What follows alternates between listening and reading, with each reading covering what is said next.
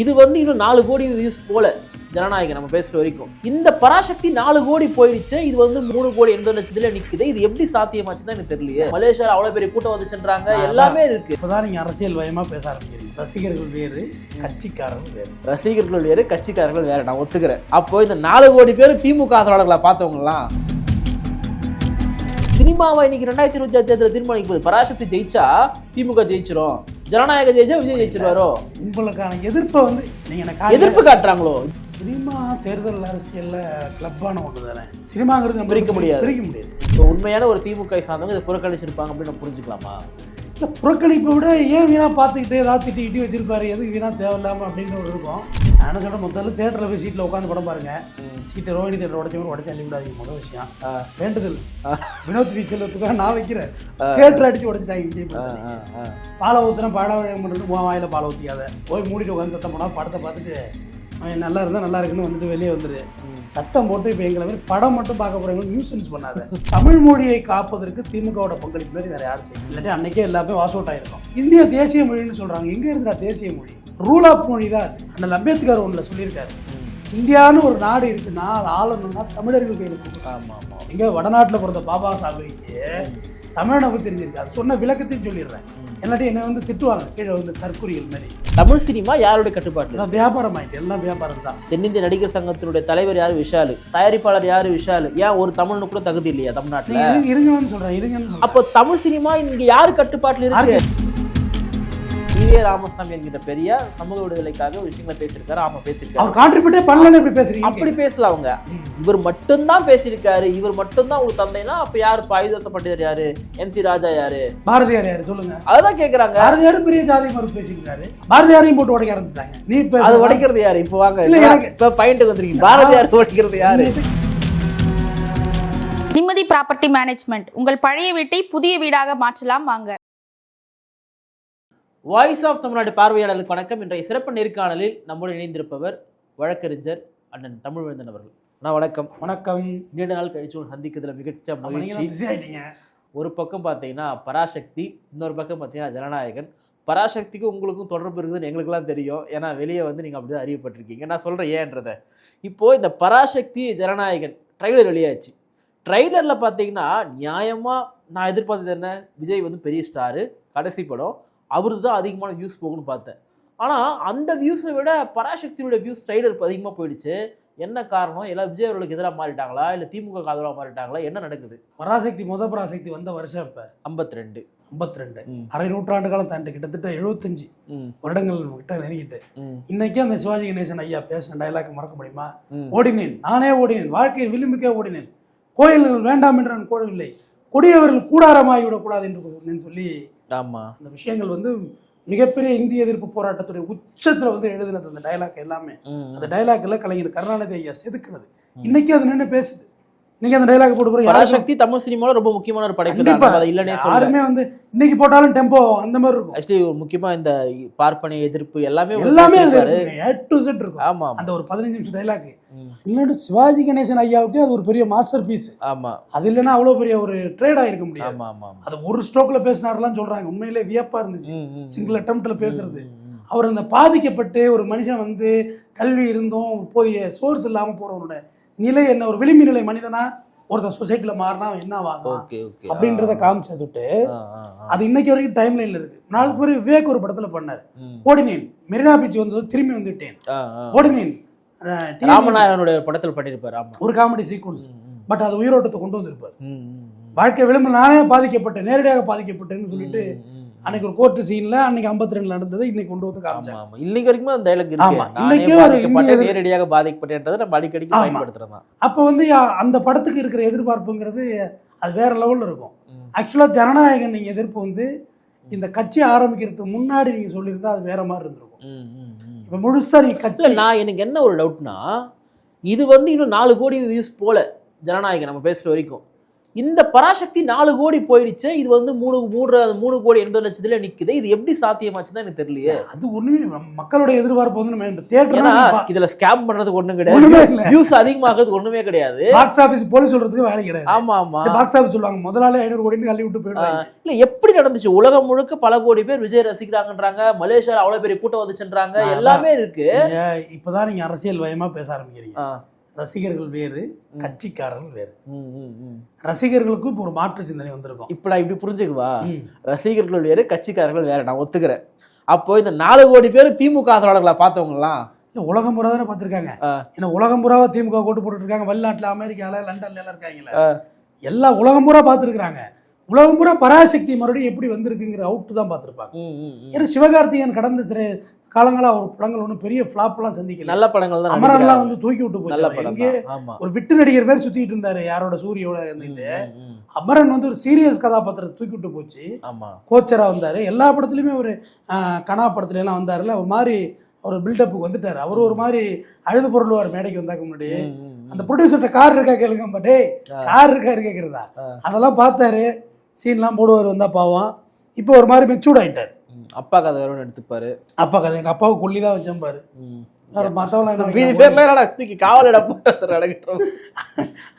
ஏதோ ஒரு வழியா போட்டு அடிச்சு அவர் நல்ல ஆக்டரா தன்னை ப்ரூவ் பண்ணிட்டாரு. கரெக்டா ஏழ்மைப்பட்டு வந்த மாதிரி. ஏழ்மையில அவங்க அப்பா போலீஸ் சூப்பரண்ட். எப்படி ஏழ்மையா இருக்கும், நம்ம எல்லாம் என்ன பண்றது, அப்ப நம்ம லிஸ்ட்லயே சேர்க்க முடியாது. ஏழ்மையில ஏழ்மை கொடுமை ஏழ்மைடா நாங்கெல்லாம் அப்படின்ற மாதிரி அவரால சொல்லுவாரு. எங்க அப்பா வந்து சூப்பரண்ட், அவங்க அப்பா ஜெயிலர். ஆமா ஆமா, நல்லா ஏழ்மையில சொல்லிப்பாரு. அது ஒரு வழியா வந்துருச்சு. ஜனநாயகன் ட்ரெய்லரும் பார்த்தேன். சரி, இங்கதான் பார்த்தேன். இதுல நீங்க இப்ப நீங்க 2 ட்ரெய்லருமே நீங்க பாத்திருப்பீங்க. நான் என்ன சொல்றேன், அரசியலை கடந்து ஒரு ட்ரெய்லரா, ஒரு என்டர்டைன்மெண்டா, ஒரு சினிமாவா பார்க்கும்போது எந்த ட்ரெய்லர் உங்களை ஈர்த்துச்சு? ட்ரெய்லர்ல எதுவுமே கெஸ் பண்ண முடியாது. நான் அப்படி நம்புறாலும் கிடையாது. இல்ல நான் என்ன சொல்றேன், ஓகே பண்ண ட்ரெய்லர் மொக்கையா இருக்குது, இந்த ட்ரெய்லர் ஓகே அப்படின்ற மாதிரி கேட்க. அதுல வந்து விஜய் வந்து எல்லாரும் அரசியல் நல்லது செய்ய வந்தா கெட்டதாடா பண்றீங்கன்னு அடிக்கிறாரு. சாட்டை எடுத்து அடிக்கிறாரு. புசி ஆனந்த் ஆதவர்ஜினா அடிப்பாரு. எம்ஜிஆர் கூட ஒரு படத்துல சாட்டை இடத்துல அடிப்பார் இல்லையா? புசி ஆனந்த் ஆதவர்ஜினாவை அரசியலுக்கு நல்லது பண்ண வச்சா என்ன எழுத்து கூட ஸ்டாம்ப் பேடரா பண்றீங்கன்னு அடிக்கிறாரா என்னமோ. அதெல்லாம் புரிஞ்சிக்க முடியாதுங்க, அது சினிமாங்க. இல்ல நான் என்ன கேட்கறேன், எது நல்லா இருந்துச்சுன்னு கேட்கறேன். ஒரு ட்ரெய்லரா எது நல்லா உங்களை ஈர்த்துச்சுன்னு கேட்கறேன். பராசக்தி தான் நல்லா இருந்தது. அதுதான் ஒரு சொசைட்டி மெசேஜ் ஏதோ ஒண்ணு கொண்டு வர்றாங்கன்னு நினைக்கிறேன். இப்போ சொசைட்டி மெசேஜ் இல்லைன்னா என்ன கேட்க கூடாது. இது வந்து ஃபுல்லா தெரிஞ்சு போச்சு. வந்து அது உண்மை சம்பவம் தான். ஏங்க ஜெயகாந்த் அவர் ஐயா இருக்காருல்ல, ஆமா, தர்மபுரின்னு ஒரு படம் நடிச்சாரு. தர்மபுரி கடைசியா அரசியல் வரதுக்கு லாஸ்ட் படம் ஃபுல்லாவே அரசியல் நோக்கி இருந்தது. ஆனா ஒரு 20 ஆண்டு காலமாவே அரசியல் பேக்கப் படம் எடுத்தாங்க. ரஜினிக்கு ஒரு 30 வருஷமா அரசியல் பேக்கப் படம் எடுத்தாங்க. இப்ப அருணாச்சலத்துல வந்து கட்சியை ஆரம்பிப்பாரு. பாபா எங்க போற, உப்பிட்ட தமிழ் மண்ணை நான் மறக்கமா அப்படியே திரும்பி வந்துருவாரு. அன்னைக்கு கூட படையப்பாடு படம் ரீ-ரிலீஸ் ஆகி 3 நாள்ல 6 கோடி ரூபா வசூல். இன்னைக்கு 25 டேஸ் நல்லா சக்சஸா போகுது அந்த படம். இன்னைக்கு போனாலும் பார்க்கலாம் 4Kல. ஆமா, அரசியலுக்கு வானா வரமாட்டேன், எல்லாமே எல்லாருக்கும் சொல்லணும் அப்படின்னு. ஆனா நல்ல அரசியல்வாதி ரஜினிகாந்த் தான். வந்தா தெருவில் எடுத்துட்டு போயிடுவாங்க தெரியும். இதுக்குடா பம்பு, நான் பாட்டுக்கு ஏதோ ஓர ஒட்டார அடிச்சுட்டு போயிடுறேன். இல்ல பெஸ்ட் ஸ்ட்ராட்டஜி ரஜினி தான். கரெக்ட், நான் உண்மையா சொல்றேன். நான் விஜய் வந்து சும்மா காமெடிக்கு விளாசுவேன். ஆனா விஜய் எடுத்தது சரியான ஸ்ட்ராட்டஜி எல்லாம் கிடையாது. அரசியலுக்கு வந்துடக்கூடாதுன்றீங்களா? ஏடா கூடமா இருக்கு அரசியல். நினைக்கிற மாதிரிலாம் இல்லைங்க. ஏங்க அவ்வளவு வருஷமா கொள்கை தாங்கி நிக்கிறவங்கள 2 சீட்டு 3 சீட்டு தாங்க ஜெயிக்க முடியுது, வாங்க முடியுது. முழு கொள்கை வச்சிருக்காங்க. யார சொல்றீங்க? ஜென்ரலாவே சொல்றேன். கம்யூனிஸ்ட் சொல்லக்கூடாதானா? கம்யூனிஸ்டோட பெரிய கொள்கை வச்சிருக்காங்க. கம்யூனிஸ்ட் கொள்கையே அவங்க கிடையாது, அந்த அளவுக்கு கொள்கையை பேசக்கூடிய கட்சி அது கம்யூனிஸ்ட். அவங்கள்ட்ட முழு கொள்கை சித்தாந்தம் உள்ளவங்க. அவங்களாலே முடியலன்னு சர்வே பண்ண முடியலையே. இங்க நீங்க அதை புரிஞ்சுக்க மாட்டீங்க. இங்க வந்து ஜெயிக்க முடியல, மக்கள்கிட்ட வேற மாதிரி. நான் கம் டு த பாயிண்ட். என்ன காரணம், இப்போ பராசக்தியை வந்து மக்கள் அதிகமாக விரும்புறாங்க அப்படின்னா, இப்போ எனக்கு தெரிஞ்சு விஜய் அவர்களுக்கு எல்லா தரப்புலையும் ரசிகர்கள் இருக்காங்க. எனக்கு தெரிஞ்சு விஜய் சினிமா அளவில் யாராலுமே வெறுக்கப்படாத ஒரு மனுஷன் தான், எல்லாருமே ரசிக்கக்கூடிய ஒரு நபராக தான் இருந்தார். ரஜினிகாந்துக்கு அப்புறம் அந்த ஒரு எல்லா மாசு காசு எல்லாமே ஒரு கட்சியாக வந்து விஜய் அவர்கள் இருக்காருன்னு வச்சிங்களேன். இது எப்படி சாத்தியமாச்சுன்னா உங்களுக்கு தெரியல. உங்களுக்கு ஏதாவது தெரியுதான்னு இருக்கிற சாத்தியம்? இல்லை, நான் ஒன்று ஓப்பனாக சொல்லிடுறேன். இதில் ரொம்ப சுற்றி நீங்கள் கேள்வி கேட்க வேண்டாம். என்கிட்ட நீங்கள் ஒரு ஆன்சர் எதிர்பார்க்குறீங்க. அந்த ஆன்சர் நான் உங்களுக்கு நேரடியாக தர்றேன். ஓகே, திமுக அதிமுக இவங்கெல்லாம் பார்க்க மாட்டாங்க தானே? ஜனநாயகனா பிஜேபி அவங்களாம் பெரிய உடன்பாடு இருக்காது. ஏன்னா எதிர்த்து பேசுறாரு.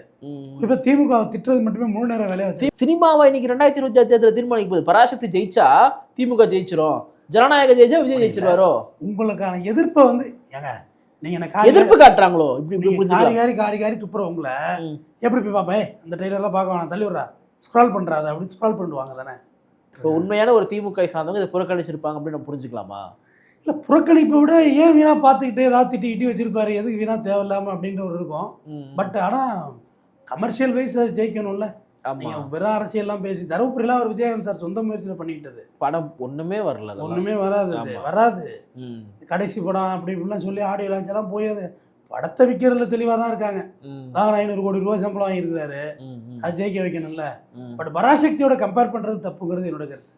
அது கலைஞரையோட எழுத்துக்கள்ல எவ்வளோ பெரிய வெற்றியை தந்தது, இன்னைக்கு வரைக்கும் நின்று பேசுதுங்க. அதோட சித்தாந்தம் நீங்கள் அந்த பராசக்தி ஒரு சிவாஜி கணேசன் ஐயாவோட டைலாக் எடுத்து போட்டு பாருங்க. அதுலேயே ஒரு பெரிய கருத்தை கலைஞரை சொல்லியிருப்பாரு. கோயில் வேண்டாம்னு நான் சொல்லலை, ஆனால் கொடியவர்கள் கூட ஃபென்டாஸ்டிக் டைலாக் இல்லையா அது? கோயிலுக்கு போனால் கெட்டவங்க கையில் போயிடக்கூடாது, அது நல்ல விஷயம். அது பிராமண எதிர்ப்பு அவர் எழுதியிருந்தார். கண்டிப்பாக அதுதான் அவர் சொல்லியிருந்தார். இன்னைக்கு வரைக்கும் அப்படி தானே இருக்கு. ஏங்க, கோயில் வேண்டாம் சாமி வேண்டாம், நான் அந்த பொட்டு தான் வச்சிருக்கேன். கோயில் வேண்டாம் சாமி வேண்டாம் உங்களுக்கு யார் சொன்னா? அதெல்லாம் இங்கே யாரும் சொல்லலை. கோயில் வேணும், எங்களுக்கு வேணும், நீங்கள் மட்டும் வச்சுக்கூடாது, எங்களுக்கும் மணியாற்ற உரிமை வேணும். அதை தான் அந்த படம் சொல்லுது. அனைவரையும் அர்ச்சகராக்கணுங்கிறது இப்போ இவங்க கொண்டு வந்த லா. யார்? கலைஞர் அவரோட எக்ஸிக்யூட் பண்ணது மரியாதைக்குரிய மு க ஸ்டாலின், இன்றைக்கு முதல்வர் அவர். கோயில் வேண்டான்னோ இதுன்னா நம்ம எதுவும் சொல்லலை.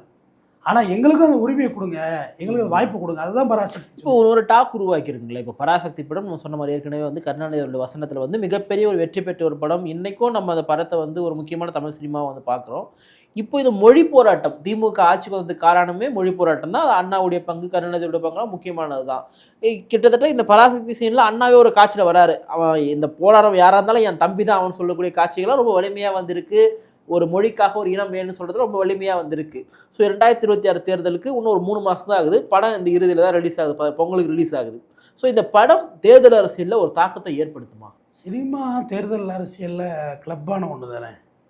சினிமாங்கிறது நம்ம பிரிக்க முடியாது. அது சும்மா நம்ம நானே பேசுவேன் சினிமாவை பிரிக்க முடியாது நம்மளோட. அதை நான் என்ன கேட்குறேன்னா, இப்போ அந்த படத்தில் அண்ணா வர போகிறாரு, திரு கருணாநிதி வரப்போறாரு, எல்லாருமே மீளுருவாக்கம் செய்யப்பட்டு அந்த காட்சிக்கு வரப்போறாங்க. அப்போ திருப்பியும் ஒரு தமிழ் உணர்வு வந்துப்பா, நமக்காக வந்து திமுக தான் பேசியிருக்கு, நமக்காக அண்ணா தான் பேசியிருக்காங்க, அப்ப இந்த கட்சி தான் நான் சொல்றேன். நீங்க என்ன விமர்சனம் வேணுமோ நீங்க திராவிட முன்னேற்ற கழகத்து மேல வைங்க, நான் அதுக்கெல்லாம் மறுத்தும் பேச மாட்டேன். சிலதான் ஆமான்னு சொல்லிட்டு போவோம், ஆமாங்க அது ஸ்டாண்டு தப்பு தானே. ஆனால் தமிழ் மொழியை காப்பதற்கு திமுகவோட பங்களிப்பு மாதிரி வேற யாரும் செய்யல. இல்லாட்டி அன்னைக்கே எல்லாமே வாஷ் அவுட் ஆயிருக்கும். இன்னைக்கு வந்து ராஜஸ்தானின்னு ஒரு மொழி இல்லைன்னு சொல்றாங்க, வந்து சௌராஷ்டிரான்னு ஒரு மொழி நம்ம நாட்டில் கண்ணு முன்னாடி இருந்த மொழிகள் இல்லாம போயிட்டு இந்திய ஆதிக்கம் அழிச்சிருக்கு. ஆமா, அழிச்சு போயிட்டு இந்திய தேசிய மொழின்னு சொல்றாங்க. எங்க இருந்தா தேசிய மொழி? இஸ் அன் ரூல் ஆஃப் மொழி தான் அது. அதாவது நிர்வாக மொழி தான் ஹிந்தி. இந்தியாவுக்குன்னு ஒரு மொழியே கிடையாது, ஒத்த மொழி கிடையாது. அண்ணல் அம்பேத்கர் ஒன்றுல சொல்லியிருக்காரு, இந்தியான்னு ஒரு நாடு இருக்குன்னா அது ஆளணும்னா தமிழர்கள் கையில் கொடுக்கணும். எங்க வடநாட்டில் பிறந்த பாபா சாஹிப்க்கு தமிழனை பற்றி தெரிஞ்சிருக்கு. அது சொன்ன விளக்கத்தையும் சொல்லிடுறேன், இல்லாட்டி என்னை வந்து திட்டுவாங்க கீழே வந்து தற்குறிகள் மாதிரி. அதாவது எல்லா மொழிக்கும் இங்கே வந்து வரலாறு இருக்கு, இல்லைன்னு சொல்லவே இல்லைங்கிறார். ஆனால் தமிழ் மொழிக்கு தான் ஆதாரம் இருக்குன்னு சொல்றாரு. தஞ்சாவூர் கோயில் கல்வெட்டை பார்க்குறேன், தமிழில் தான் எழுதியிருக்கு, எழுத்துக்கள் சொல்கிறேன். இன்னைக்கு நம்ம பயன்படுத்த லெட்டரிங் அதில் இருக்கு, கல்வெட்டுகளில் இருக்கு. தமிழுக்கு தான் ஆதாரம் இருக்கு. நம்மளோட சங்க இலக்கியம், தொல்காப்பியத்துக்கு விளக்க ஒரு எழுதினவருங்க கலைஞர் கருணாநிதி. அவரோட நாலேஜுக்கு இங்கே யார் இருக்கிறார்? இல்லை, கருணாநிதி அவர்கள், அண்ணா அவர்கள் இந்த காலகட்டத்தில் திமுக தமிழ் மொழிக்காக தமிழ்நாட்டுக்காக பல விஷயங்கள் பண்ணாங்க. ஆனால் திரு கருணாநிதி அவர்களுடைய மறைவுக்கு பிறகாகவோ இல்லை திரு கருணாநிதி அவர்கள் ஆட்சிக்கு வந்த பிறகாகவோ அது வேற ஒன்றா மாறுது. இப்போ அதுக்குள்ளே போக விரும்பல. இப்போ இந்த படம் வந்து மறுபடியும் வந்து ஒரு ஓட் பேங்கை இல்லை வந்து 26 தேர்தலுக்கான பிரதிபலிப்பை கொடுக்குன்றத திமுக சார்ந்தவர்கள் நம்புறாங்க இல்லையா? அதனால நான் கேட்குறேன். அதாவது ஓட்டர் அரசியல் வந்து நான் எப்பயுமே நான் நம்புறதில்லை. கலைஞர் டிவியை பார்த்துட்டே கலைஞருக்கு எதிராக ஓட்டு போடுவாங்க, அம்மா ஹோட்டலில் தின்னுட்டு போய் ஜெயலலிதாவுக்கு எதிராக ஓட்டு போடுவாங்க. இதெல்லாம் இயல்பு தானேங்க. பொங்கல் பரிசு தொகை வாங்கிட்டு அந்த காசுலேயே ஆட்டோவில் போய் அது கட்சிக்கு எதிராக ஓட்டு போடுவாங்க. சரி, ஓட்டர் அரசியலுங்கிறது மக்களுடைய மாஸ் க்ரௌடு. அது வந்து இன்னைக்கு இருக்கு. நீங்க நிறைய அரசியல் பேசுறீங்க. இன்னைக்கு இருக்கு ஒரு இன்னைக்கு இந்த டே, நீங்க என்ன கிழமை? செவ்வாய்க்கிழமை. இன்னைக்கு நிலைமையில யாரு ஆட்சி அமைக்க போறான்னு உங்க மனசாட்சிக்கு தெரியும். ஆமா, மாற்றுக்கிறது கிடையாது. எனக்கு தெரிஞ்ச வரையிலும் திராவிட முன்னேற்ற கழகத்துக்கு தான் வாய்ப்புகள் அதிகம். மற்ற கட்சிகள் ஒப்பிடக்குள்ள இவங்க தான் ஒரு செக்மெண்ட்டாக ஒரு பீப்புள்ஸ் வச்சுருக்காங்க. ஒரு நிலைத்தன்மை இருக்குது, ஒரு லீடர்ஷிப் இருக்குது, எல்லாமே சொல்கிறேன். இது எலெக்ஷன் அன்னைக்கு காலையில் கூட எல்லாமே மாறலாம். இதெல்லாம் நம்ம ஜனநாயக நாடு, யாரை எப்படி சொல்லுவீங்க? இப்போ இந்த பராசக்தி படம் பார்த்தீங்கன்னா தமிழ் மொழிக்காக தமிழர்களை பற்றி காட்ட போகிறாங்க. படத்தினுடைய இயக்குனர் சுதா கங்காரா அவங்க வந்து ஒரு தமிழ் சமூகத்தை சாராதவங்கன்னு சொல்றாங்க. அதே போல படத்தினுடைய நடிகர்கள் இன்வெஸ்ட் முதற்கொண்டு யாருமே இவங்க தமிழ் சமூகமே கிடையாதுப்பா, இவங்க தமிழர்களே கிடையாதுப்பா, ஒரு வேறு மொழியை சார்ந்தவர்கள், இன்னும் சொல்ல போனா தெலுங்கு மொழியை சார்ந்தவர்கள் எல்லாம் இன்னைக்கு நம்ம வரலாறை எடுத்தா அது எப்படி சரியான ஒண்ணா இருக்குன்ற ஒரு விமர்சனம் வருது. எப்படி பாக்குறீங்க அதை? நான் சொல்லட்டுமா? இந்த கேமரா வந்து நம்ம தயாரிப்பு கிடையாது, எல்லாம் வெளிநாடு தான். அப்போ அதெல்லாம் புறக்கணிச்சிடலாமா? செல்ஃபோன் கூட நம்மளது இல்லை, வெளிநாடு தான், புறக்கணிச்சிடலாமா? அங்கே ரஃபேல்லேருந்து எல்லாம் வாங்குறாங்க, வெளிநாட்டிலேருந்து தான் வாங்குறாங்க. இது இராணுவ தளவாடங்கள்லாம் புறக்கணிச்சிடலாமா? அப்படியெல்லாம் பிரிக்காதீங்க. இதுதான் இங்கே தான் நீங்கள் ஒரு புள்ளிக்கு வந்து என்கிட்ட கரெக்டான ஆன்சருக்கு வந்திருக்கீங்க. நாம் தமிழர் அண்ணா இருக்கார்ல, மாணவர் பிராண்டு, நான் என்ன சொல்கிறேன்னா, அவர் கேட்க வேண்டியது தனித்தமிழ்நாடு. அவர் தவறான அரசியலை கையில் கேட்க முடியாதுல்ல. வந்துட்டீங்கல்ல, இந்த இந்திய அரசியலமைப்பு சட்டத்தை ஒத்துக்கிட்டீங்கன்னா, இந்த ஓட்டர்ஸ் அரசியலை ஒத்துக்கிட்டீங்கன்னா, இது எல்லாத்தையும் ஒத்துக்கிட்டீங்கன்னா தான். நீங்கள் வந்து நீங்கள் தெலுங்கு பீப்புள்ஸ் நான் ஏற்றுக்க மாட்டேன், கன்னடன்ஸை நான் ஏற்றுக்க மாட்டேன்னா நீங்கள் எப்படி எம்பி? அவர் எங்க ஏற்றுக்க மாட்டேன்னு எங்க சொல்றாரு? நீங்கள் எம்பி, நீங்கள் அதை புரிஞ்சிக்கல. எம்பி எப்படி அமைப்பீங்க? டெல்லி வரைக்கும் போகணும்ல. ஆமாம், நீங்கள் முதல்ல தேசிய கட்சி அங்கே இருக்கீங்கன்னா எல்லா மாநிலத்திலும் நிற்கணும். இல்லைண்ணா, இப்போ நாம் தமிழ் கட்சியில் பல வேட்பாளர்கள் பார்த்தீங்கன்னா தமிழ் மொழி சாராதவங்க தான் நிற்கிறாங்க. ஏன்னு கேட்டால் அவர் என்ன சொல்றாருன்னா, இங்கே நீ எம்எல்ஏவாக அமைச்சராக என்ன வேணா ஆகு, ஆனால் ஆல்ரவுண்ட் அந்த நாளாக இருப்பேன்னு சொல்றாரு. அது தப்பு கிடையாது. 4-5 முஸ்லீம் பாப்பாவை ஏற்றி விட்டு 3 நாளாக பெரியாரை போட்டு கிழிக்கிறாங்க. அந்த பெரியாரை பேசுனது ஒரே ஒரு வார்த்தை சொன்னால் அதுக்கு பதில் இல்லை, ஆனால் புது பதில் சொல்கிறாங்க. நான் பழனி பாபா உங்களுக்கு தெரியும், நான் ஒரு இந்து ரிலீஜனில் பழனி பாபாவை பற்றி அதிகமான வீடியோக்கள் பேசுனது நானாக தான். அது மாற்றுக்கிறது, அது நானே டிக்ளேர் பண்ணுறேன். அவர் சொல்லியிருக்காரு, யார் ஒருவன் அம்பேத்கரையும் பெரியாரையும் எதிர்த்து அரசியல் பண்றானோ அவன் இந்த மண்ணுக்கானவன் இல்லைன்னு சொல்றாரு. அதே பழனி பாபா கடைசி காலத்துல கருணாநிதியை நம்பாத, இதேதான் அவர் சொல்றாரு. குஷ்பு திரு பழனி பாபா சொன்னாரு. நான் ஒத்துக்கிறேங்க, இதேதான் சீமான் உருட்டும். நான் கேட்டது என்ன, அம்பேத்கரை பழனி பெரியாரை கரெக்ட் தானே. ஆனா நம்ம ஒரு மனுஷன் அரசியல் புரிதல், அம்பேத்கர் தமிழர் இல்ல, ஏத்துப்பீங்களா ஏத்துக்க மாட்டீங்களா? நான் அம்பேத்கர் ஏத்துக்கிறேன். நான் சொல்லல, ராம் தமிழர் கேட்டீங்கல்ல, அவங்க ஏத்துறாங்களே. பெரியாருடைய இதுல வந்து அம்பேத்கரையும் ஜோதிரா ஃபூலேவுமே அவங்க போட்டிருக்காங்களே. இல்ல அப்புறம் எப்படி நீங்க தமிழர் புறக்கணிக்க முடியும்? அப்புறம் எப்படி நீங்க தெலுங்கு பீப்புள்ஸ் வச்சு படம் எடுக்கிறாங்கன்னு சொல்றீங்க? தெலுங்கு நடிகை தான் வந்து இங்க ஆடிட்டு இருக்காங்க. கேரளாவில இருந்து நயன்தாரா ஆடுன்னு ஆடுது. நீங்க தான் நடிகை படம் எடுக்கிறாங்கன்னு சொல்லல, எல்லாருமே நடிக்கலானே. நான் என்ன சொல்றேன்னா, தமிழ் வரலாற்றை சொல்வதற்கு ஒரு தமிழர் கூட இல்லையா, இது வந்து ஒரு வேற ஒரு பேக்ரவுண்ட்ல இருந்து வருதான்ற ஒரு விமர்சனத்தை எழுப்புறாங்க. புத்தகம் திருக்குறளை தொகுத்து எழுதுறதே தமிழ் இல்ல, ஒரு வெள்ளைக்காரர் தான் தொகுத்து எழுதி கொடுத்துருக்காரு. அவர் எழுதி கொடுத்துட்டு தான் உலகம் பூரா என் புத்தகம் உலக பொதுமுறையா போயிருக்கு. இல்லைன்னா திருக்குறளையும் குழி தோண்டி புதைச்சிருப்பாங்க. திருக்குறளுக்கு வள்ளுவர் கோட்டை கட்டினதே கலைஞர் கருணாநிதி. அங்க கன்னியாகுமரியில சிலை வச்சது அழிக்க முடியுமா? அதை சுனாமியிலே எதிர்த்து நின்றுச்சு, அந்த சிலை அப்படியே கம்பீரமா நின்றுச்சு. சரி, ரைட், நீங்க சொல்றது நியாயம். இல்ல ஒரு நிமிஷம், நீங்க தமிழ் மொழியை தமிழன் தான். பூவே சுவாமிநாத ஐயர் என்ன சொல்லுவீங்க? தமிழ் தாத்தா அவர் தான் பூவே சுவாமிநாத ஐயர். நீங்க இந்த பிரித்தாளும் சூழ்ச்சியை வச்சு மதத்தை வச்சு இங்க ஒரு அரசியல் பண்றாங்க. மறுபடியும் நீங்க ஸ்டேட் டு ஸ்டேட் அது மொழியை வச்சு ஒரு அரசியல் பண்ணி, இது எனக்கு உடன்பாடு இல்லை. என் தாய் மேலானவ தான், நான் எந்த விதத்துல என் தாயை விட்டு கொடுக்குறேன். தாய்ங்கிறவ என் மொழிக்கு நிகரானவர். தமிழ்நாட்டுல வந்து உயிருக்கு நேரம், தமிழ்நாட்டுல வந்து ஒரு மாற்று மொழி சார்ந்த ஒரு ரெட்டியாரோ நாயுடோ வந்து முதலமைச்சரான கூட வந்து தமிழன் தானே, ஓகே சூப்பர்பான்னு சொல்லுவாரான்னு கேட்குறேன். அப்படி பார்த்தா இங்கே நான் ஒன்று சொல்கிறேன், இதுக்கு பதில் நான் உங்களுக்கு கேட்குறேன். இல்லை நான் ஒன்று சொல்கிறேன், கமலா ஹாரிஸுக்கு வந்து வெடி வெடிச்சிங்கள. ஆமாம், நானும் அப்படியே ஃபயரிங் விட்டேன். இங்கே திருவாரூர் மாவட்டம் எங்கள் பக்கத்து மாவட்டத்துக்காரவங்க. அதே ஒரு டொனால்ட் ட்ரம்ப் வந்து இங்கே பிரதமர் நம்ம ஒத்துப்போம்லாம், ஒத்துக்க மாட்டோம். ஆமாம், ஓகேயா? நம்ம ஆனால் எங்கேயும் போய் ஆள்றதுக்கு துடிக்கிறோம், கனடாவை ஆள துடிக்கிறோம், எங்கெங்கேயும் இங்கிலாந்து எங்கே போனாலும் ஆள துடிக்கிறோம். ஆனால் என்னோட பொறுத்தவரையிலும் நீங்கள் சொன்ன ரெட்டியாரோ யாரோ ஒருத்தர் வந்து ஆள்றாங்கன்னா, டெமோக்ரேசியன் கண்ட்ரியில் நாளைக்கு நீங்கள் எம்எல்ஏனாலும் நான் ஒத்துதான். இல்லை ஒத்துக்குதான். நான் என்ன சொன்னேன், இல்லைன்னு சொல்ல, நான் ஏற்றுப்பேன், வேறு வழி இல்லை, ஏற்றுப்பேன். இப்போ நான் இப்போ நம்ம இவ்வளோ அரசியல் வியாக்கியானம் பேசுகிறோம்ல, நம்ம ஒரு கவுன்சிலர் எலெக்ஷனை கண்டெஸ்ட் பண்ணுவோம். அம்மா சொல்லி தேராது. 14 வருஷம் நிர்வாண போராட்டம் வரை நடந்துருச்சு ஈரோடு சர்மிளா. மணிப்பூரில் துணை ராணுவத்தை எத்தனை ஆண்டுகளுக்கு முன்னாடி அந்த வயலேஷன்ஸை பற்றி அது பேசியிருக்கு. ஒரு செக்ஷுவல் அபியூஸ் பண்ணுறானுன்னு சொல்லி துணை ராணுவத்தை வெளியேற்ற சொல்லி எலெக்ஷன் அனுப்ப 24 ஓட்டு. ஊட்டியில் செட்டில் ஆயிருக்காங்க இப்போ ஈரோடு சர்மிளா. அப்போ அவங்களோட கான்டாக்ட் நம்பர்லாம் இருக்கு தர்றேன். நான் ஏன் கேட்க வந்தேன், ஏன் நான் சொல்கிறேன்னா, ஜனநாயக அரசியல்ங்கிறது வேறு, மக்கள் ஓட்டு போடணும், ஓட்டு போட்டால் ஏற்றுக்கு. ஓகே, இப்போ நான் எதை கேட்க வந்தேன்னா, இப்போ பராசக்தி படம் ஒரு பெரிய ஒரு பிராண்ட்லேருந்து வருது, பெரிய வரவேற்பு இருக்குது, எல்லாமே ரைட்டு. இதே தமிழ்நாட்டில் ஒரு 4 நாளுக்கு முன்னாடி குறிப்பா 1ஆம் தேதி வெளியாக இருந்த சல்லியர்கள் ஒரு படம் நீங்க ஆமா கேள்விப்பட்டிருக்கீங்க. சல்லியர்கள் சல்லியர்கள் படத்தை தமிழ்நாட்டில் வெளியிடப்பட முடியல. பிவிஆர் வந்து வெளியிட முடியாதுன்னு சொல்றான். அப்போ ஒரு தமிழருக்குரிய குறிப்பா ஈழத்தமிழர்கள் குறித்த ஒரு போராட்டத்தை வந்து மையப்படுத்தி நடந்த விஷயங்களை மையப்படுத்தி ஒரு தமிழ் கதையை தாங்கி வரத்துக்கு தமிழ்நாட்டில் வந்து ரிலீஸ் பண்ண முடியும். சுரேஷ் காமாட்சி என்பவர் வந்து அதை வந்து தயாரிக்கிறாரு. கிட்டு வந்து அந்த படத்தை இயக்குறாரு. நம்ம தமிழர்களுடைய ஈழத்தமிழர்களுடைய விஷயங்களை பத்தி பேசுறாங்க. அதுக்கு தமிழ்நாட்டில் இடம் இல்லை. இந்த மாதிரி பராசக்தி போன்ற படங்களை வந்து ஒரு கிட்டத்தட்ட ஒரு ஆளும் அரசுக்கே ஆதரவா மாதிரி ப்ரொவைட் பண்றாங்கன்னா அப்போ கேள்வி வருது இல்லையா, தமிழ்நாட்டில் ஒரு தமிழுடைய கதையை சல்லியர்கள் பண்ண படம் வந்து முடியலடா. நல்லா இருக்கு, அந்த வழிகளை சொன்னாங்கன்னு சொன்னாங்க. பட் ஓடிடியில் பார்ப்போம், நான் சொன்னார் ஓடிடியில் வந்திருக்குன்னு. பட் மறுபடியும் அதை பார்க்குற வலிமை என்கிட்ட இல்லை. நான் அது 2009 போட்டோம். மறுபடியும் அதை பார்த்து அந்த ரணத்தை மறுபடியும் ஏற்ற முடியாது என் மனநிலையில. பார்க்கல. But theatre கிடைச்சிருக்கணும். தியேட்டருங்கிறது வியாபாரம். அப்ப இங்க சினிமா யார் கட்டுப்பாட்டுல இருக்கு? அப்ப சினிமா, தமிழ் சினிமா யாருடைய கட்டுப்பாட்டுல? வியாபாரம் ஆயிட்டு, எல்லாம் வியாபாரம் தான். தியேட்டர்ல போனா பாப்கார்ன் நான் என்ன சொல்றேன், தமிழ்நாட்டினுடைய தென்னிந்திய நடிகர் சங்கத்தினுடைய தலைவர் யாரு? விஷாலு. தயாரிப்பாளர் யாரு? விஷாலு. ஏன் ஒரு தமிழ்னு கூட தகுதி இல்லையா தமிழ்நாட்டுல? இருங்கன்னு சொல்றேன். அப்போ தமிழ் சினிமா இங்க யாரு கட்டுப்பாட்டுல இருக்கு? செல்வமணி எல்லாம் இருக்காரு, அவரெல்லாம் தமிழர் இல்லையா? அவருக்கு பொண்டாட்டி. இப்ப நான் கேட்டதுக்கு வந்து என்ன பதில்? அப்போ இல்ல இவர் நீங்க வந்து பெப்சிக்கு வந்து இருக்காரு, ஓகே ரைட், நான் அதை இல்லைன்னு சொல்லல.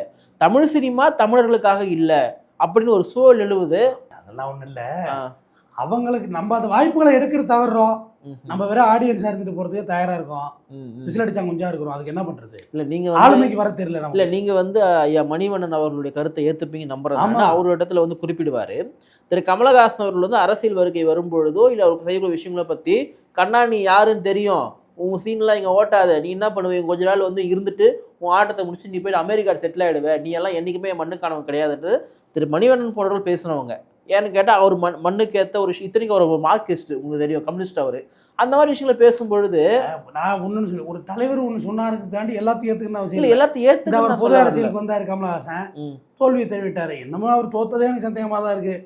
ஏன்னா பார்டரில் போய் தோப்பார், அவர் தோத்தார். டார்ச் லைட்டு, சரி டார்ச் லைட் விட்டு அடித்தார், மறுபடியும் திமுக வந்தார். இதெல்லாம் அரசியல் தம்பி, இதெல்லாம் அரசியல். டார்ச் லைட் விட்டு அடிச்சு விட்டு இந்த குடும்பம் வேணுமா நேரம் அந்த குடும்பத்தில் எம்பி கொடுத்துருக்குறாங்க. இந்த மீண்டும் வரணும் இந்த ஆட்சி அப்படின்னு அவ்வளவுதான். இப்ப அவர் தான் பிரச்சார பீரங்கி, எங்களுக்கு வெடிகுண்டை போட்டு பேசுவார், பீரங்கி பேசுவோம். இதெல்லாம் அரசியல் ஏங்க, இதெல்லாம் அரசியலை பத்தி என்னை விட நிறைய பேசுவீங்க. எல்லாரும் காலில் உழுவுறாங்க, அப்புறம் சீட்டு வாங்கி கொடுத்தியான்னு கேட்குறாங்க. இதுக்கு என்ன சொல்றீங்க? தேவைப்பட்ட தனி கட்சியும் தேவைப்பட்ட தேசிய கட்சியும், அவ்வளவுதான். அரசியல் இப்படிதானே இருக்கு. ஜெயலலிதா ஊழல் தலைவின்னு திட்டினாரு யாரு? மலை அண்ணா, அறிஞர் அண்ணா வந்துட்டு ஜெயலலிதா விடுங்க. எனக்கு இன்னொன்று வருத்தம் தம்பி, இறந்து போனவங்களெல்லாம் எடுத்து பேசுறதுல எனக்கு உடன்பாடு இல்லை.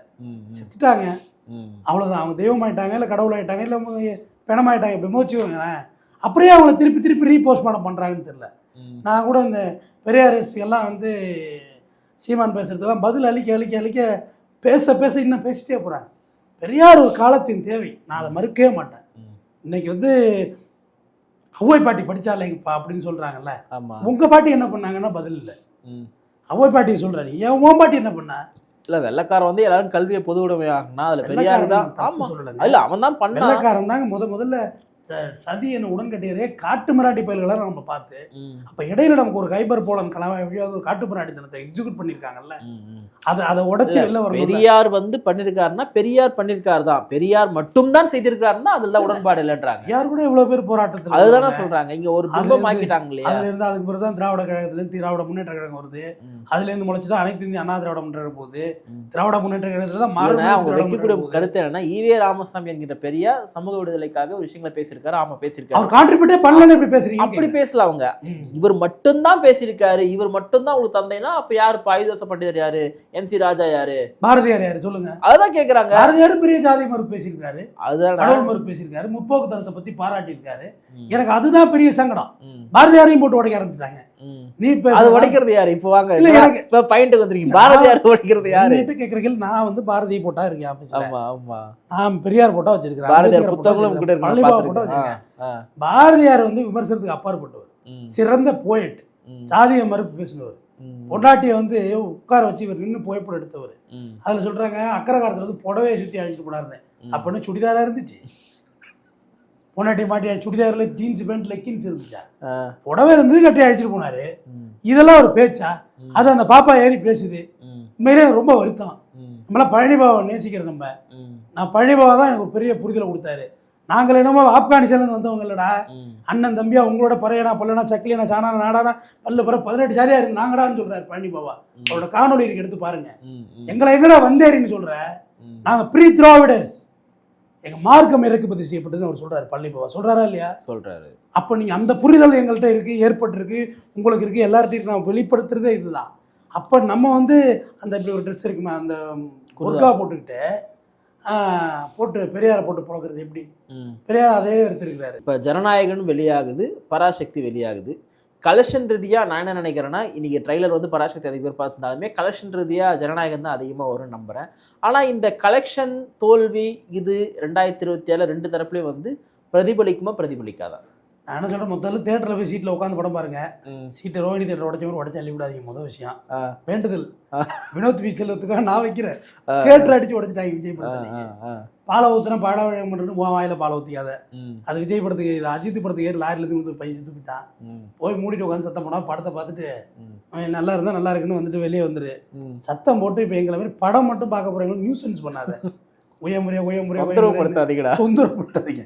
டே சும்மா இருடா அப்படின்னு அமைதியா படத்தை பாருங்க. நமக்கு அம்மான்னு சொல்லி கிடைக்க போறது இல்லை. அவன் கோடிக்கணக்கில் சம்பாதிக்க போறான். நம்ம கொடுக்க போறாங்களா? ஒன்றும் கிடையாது. சிவகார்த்தியை கூப்பிட்டு இந்த தம்பி பிரதாப் வச்சு கடை சொல்ல போறாரா? இல்லை. இல்லை இவர் விஜய் கூப்பிட்டு எதுவும் கொடுக்க போறாரா? ஒன்றும் கிடையாது. அவங்கவுங்க குதிரை ஏறதுக்கு நிற்கிறாங்க. நம்ம குதிரையா குனிஞ்சு நிற்கிறோம். ஏறுங்கடா இந்த தலைமையிலேருந்து. நம்ம வந்து படத்தை படமாக பார்ப்போம். இதில் அரசியலும் தேவையில்லை, ஒரு மண்ணாங்கட்டியும் தேவையில்லை. தொடர்ந்து பேசுவோம். நன்றி, வணக்கம்.